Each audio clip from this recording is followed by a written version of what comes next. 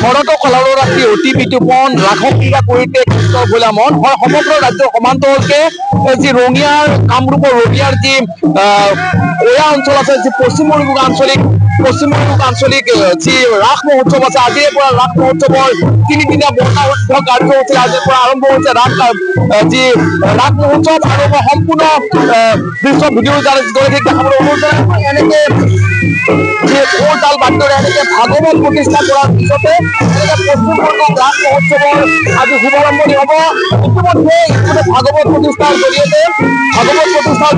আজি প্ৰথম দিনা কাৰ্যসূচী হিচাপে আজি ভাগৱত প্ৰতিষ্ঠা কৰাৰ পিছতে ৰাস মহোৎসৱৰ শুভাৰম্ভণি কৰা হ'ব আৰু ইতিমধ্যে যি বাৰাহাটী গাঁৱৰ যি বিচিত্ৰ কলিতাৰ বাছৰ পৰা এনেকে ধৰ্মীয় শোভাযাত্ৰাৰে ভাগৱত যি ৰাস মহোৎসৱ লৈ গৈ তাত প্ৰতিষ্ঠা কৰাৰ পিছতে এনেকে আজি ৰাস মহোৎসৱ অনুষ্ঠিত হৈছে আৰু সমগ্ৰ ৰাজ্য সমান্তৰকে যি পশ্চিমবঙ্গ আঞ্চলিক ৰাস মহোৎসৱৰ যি 24 ৰাস মহোৎসৱ এনেকে যি ঢোল তাল খোল বাদ্যৰে এনেকে সম্পূৰ্ণ ধৰ্মীয় শোভাযাত্ৰাৰে এনেকে ভাগৱত প্ৰতিষ্ঠাৰ বাবে আগবাঢ়িছে আৰু এনেকে যি মূলবাদ ইয়াত উদ্যোক্তা মণ্ডলী আছে সঁচাই সমগ্ৰ ৰাজ্যৰ সমান্তৰকে যে পশ্চিমবঙ্গ যি আঞ্চলিক ৰাস মহোৎসৱ এই ৰাস মহোৎসৱ খনিও এইবেলি 24টা বৰ্ষ গৰকিছে আৰু যদি সম্ভৱ হয় আচলতে 24টা বছৰ আপোনালোকে গৰকিলে আজিৰে পৰা আৰম্ভণি কাৰ্যসূচী ভাগৱত প্ৰতিষ্ঠাৰ পিছতে আপোনালোকৰ ৰাস কাৰ্যসূচী আৰম্ভ হ'ব কি ক'ব কেনেকুৱা লাগিছে ৰাস কাৰ্যটো খুব ভালে লাগিছে আজিৰ পৰা আমাৰ শুভ আৰম্ভণি আমাৰ 3 দিনীয়া কাৰ্যসূচী এই 3 দিন কাৰ্যসূচীৰ পিছত আমি সামৰণি মাৰিম হয় আচলতে পশ্চিমবঙ্গ আঞ্চলিক ৰাস মহোৎসৱে এইবেলি 24টা বৰ্ষ গৰকিছে আৰু এই 24টা বৰ্ষ গৰকাৰ আজিৰ প্ৰথম দিনাখন এনেকে ভাগৱত প্ৰতিষ্ঠাৰ জৰিয়তে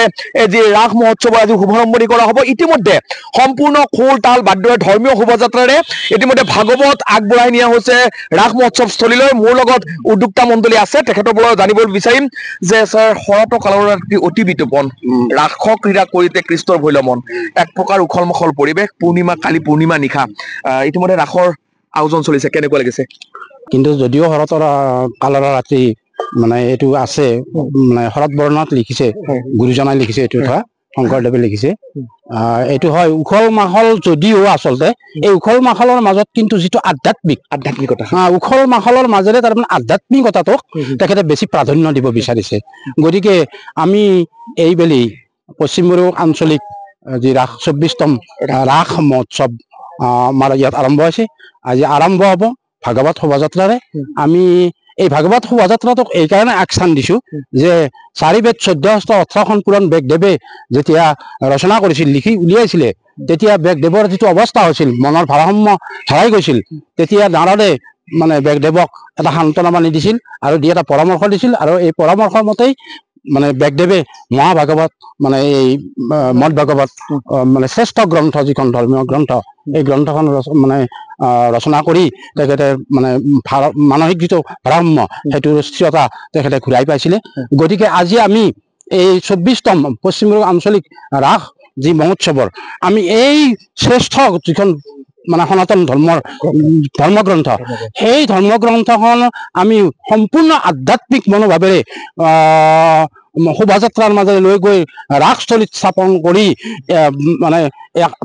এই আমাৰ ধৰ্মীয় যিটো কাৰ্যসূচী এই আধ্যাত্মিকতাৰ যিটো মানে হেৰি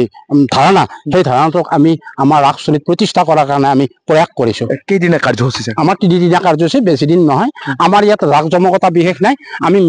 প্ৰধানত আমি ইয়াত গুৰুত্ব দিওঁ যে আধ্যাত্মিকতা মানুহ প্ৰেম অমৃতৰ নদী ৰাস শব্দটোতো ঠিক তেনেকুৱাই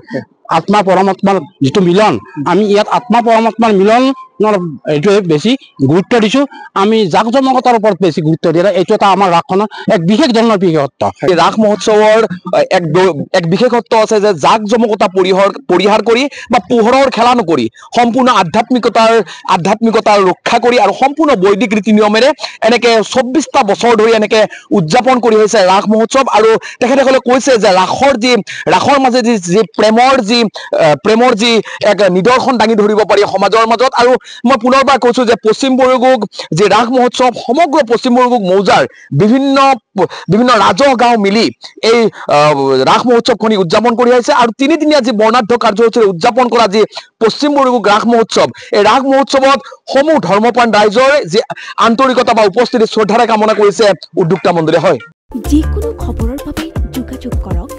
70901730 অথবা 7099017990 নম্বৰত